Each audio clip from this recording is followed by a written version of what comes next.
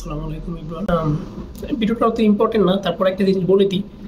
Middle east থেকে অনেকে আমার ভিডিও দেখেন, বিশেষ করে সৌদি আরব, দুবাই, ওইসব কান্ট্রিগুলো থেকে।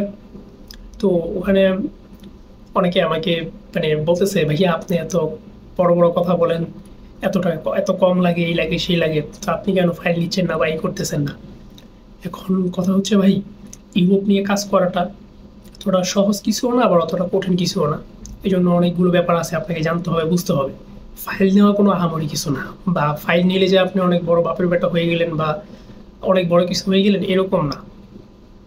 ইউরোপ নিয়ে যারা কাজ করে, যারা এজেন্সি আছে, ঠিক আছে, বেশিরভাগই আপনার ফাইলগুলো হয় কি থার্ড বাই থার্ড, মানে পার্সন বাই পার্সন হয়ে যায়।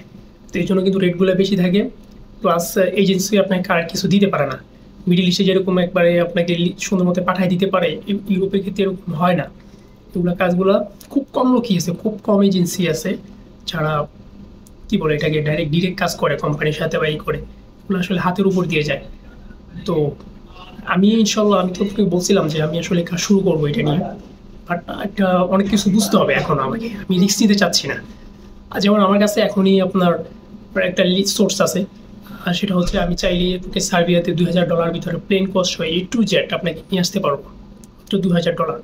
তাহলে বাংলা টাকা আসে আপনার প্রায় 2,60,000 টাকার মতো আসবে, প্রায় ধরেন অ্যাপ্রক্সিমেটলি 3 লাখ টাকার ভিতরে। চাইলে আমি নিয়ে আসতে পারবো, আমার কাছে এরকম সোর্স আছে, ওকিলের সাথে আমার কথা হয়েছে, সব কিছু হয়েছে। বাট আমি যদি এটা নিয়ে কাজ করবো না, কারণ ইনকেস যদি আপনার ভিসা রিজেক্ট হয়ে যায়, সেক্ষেত্রে কিন্তু আপনার প্রায় $600 মতো, প্রায় 80,000 টাকার মতো লস হয়ে যাবে। সো এটা গ্যারান্টি কেউ নিবে না, এই জন্য আমি এটা নিয়ে কাজ করবো না।